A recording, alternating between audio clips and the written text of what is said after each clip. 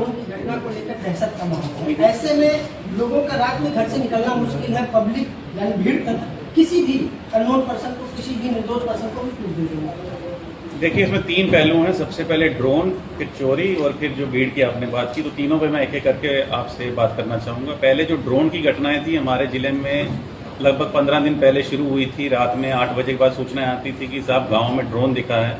फिर ये भी बात आती थी कि गांव में हो सकता है कि चोर आए हों जो ड्रोन के माध्यम से रैकी कर रहे हैं। इसमें हमने बहुत ज़्यादा मेहनत की और पूरी टीम रात भर हमारी जग के जब हमने ये देखा कि ये जो ड्रोन उड़ने का टाइम है ये चोरी के टाइम से मेल नहीं खा रहा है। जो चोरी की घटना और सूचना आती थी वो रात में 1 से 4 बजे आती थी और जो ड्रोन उड़ रहा था वो 8 बजे से लेकर लगभग 11-12 बजे तक ये सूचनाएं आ रही थी, जिससे ये स्पष्ट था ये चोर नहीं है, ये लोकल कुछ लोग हैं जिनकी ये शरारत थी। उसके बाद जो ड्रोन की ऊंचाई थी वो इतनी ऊंचाई थी कि केवल उसमें ड्रोन की लाइट चमकती थी, जबकि अगर वाकई में किसी को रैकी करनी हो तो ड्रोन 15 फीट 20 में उड़ता है। जैसे आप देखते हो शादी में आप जाते हैं तो 20 फीट के आसपास उड़ता है। और जो चोरियां हो रही थी वो गरीब लोगों के घरों में, गांव में, जहां पे पुलिस से बच के खेतों के रास्ते से कोई गरीब को निशाना बनाया गया 2-3 केसेस में। तो ये भी स्पष्ट हो गया कि जो चोर हैं या नकबजनी करने वाले हैं वो बहुत हाईटेक लोग नहीं हैं। तो ड्रोन और चोरी को हमने जब अलग किया और उसके बाद जब ड्रोन पे काम किया और ड्रोन नीति जो भारत सरकार की है उसको मेरे द्वारा डीएम साहब के द्वारा मीटिंग लेके एक गाइडलाइन जारी की गई, जिसमें जिले में जितने भी ड्रोन ओनर्स हैं सबको रजिस्टर कराया गया। और एक केस में ये हुआ कि जब ड्रोन अपनी रेंज से बाहर चला गया और एक खेत में गिरा पाया गया तो उसमें मुकदमा भी दर्ज किया गया।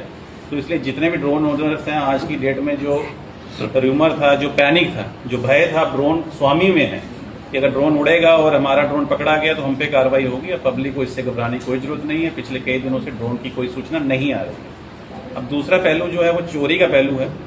चोरी और चोर आया, ये घटनाएं पिछले दिनों में आपने देखा होगा कि काफ़ी र्यूमर उड़ रहा है।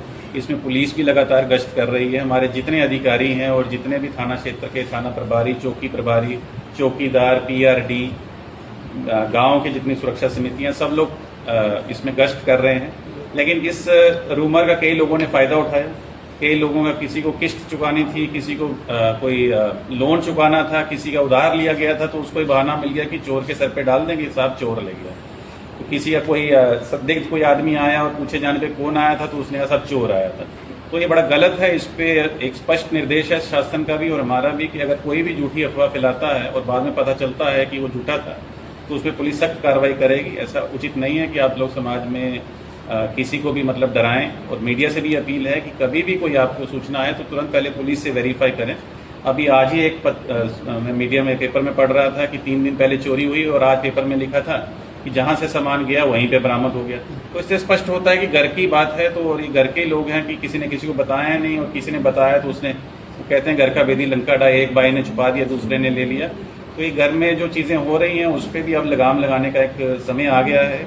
पिछले 2 दिनों से पुलिस मुस्तैद है और जितनी भी ऐसी अफवाहें उड़ रही हैं उन सबको सचेत किया जा रहा है और एक चेतावनी है, कृपया करके पुलिस को अपना काम करने दें। सबसे अपील है कि कुछ ऐसी घटना होती है तो कानून अपने हाथ में ना लें, तुरंत पुलिस को बताएं, हम तुरंत कार्रवाई करेंगे, छानबीन करेंगे। अभी चोरी की घटनाएं भी कई खुली हैं। कल ही बहुत बड़ी एक रिकवरी हुई थाना क्षेत्र त्रिलोकपुर की।